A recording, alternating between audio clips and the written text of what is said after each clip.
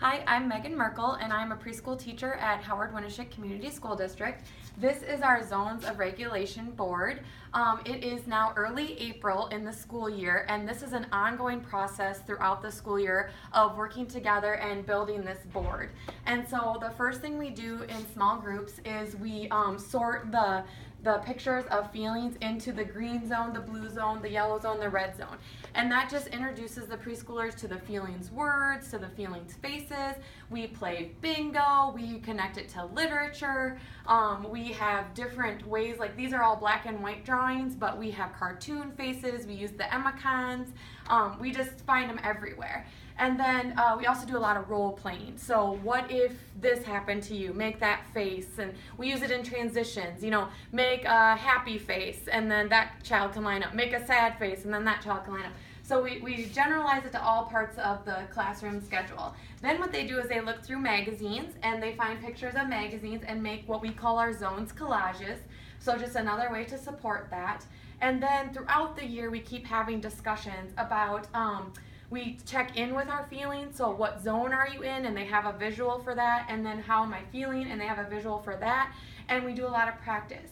By the time we come back after Christmas break, it's time to start getting a little deeper. And so we start talking about how when I have feelings about something, like going to the dentist, I might feel excited, but my friend going to the dentist might feel a completely different feeling, like being scared.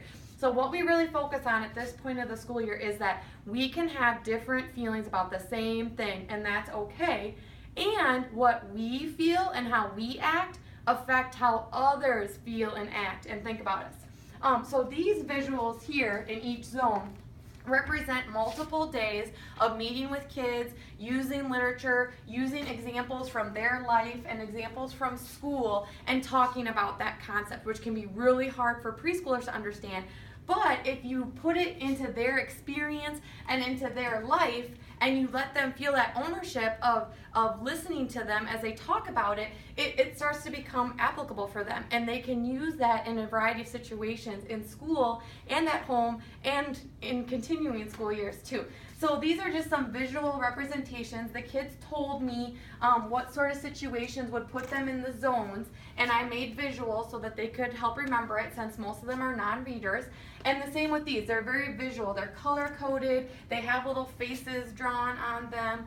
And it's what other kids might feel if I'm in the yellow zone, what other kids might be thinking, what other kids might be saying about me. And so you know you're doing a good job when parents come to parent-teacher conferences and they say things like, oh, my child told me what zone they were in, and I asked them what the zones were about, and they told me about the zones.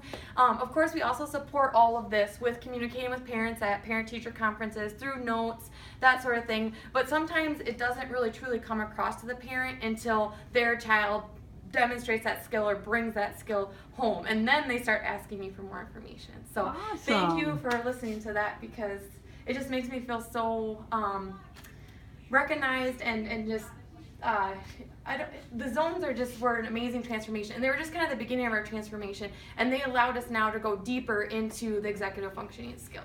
Awesome.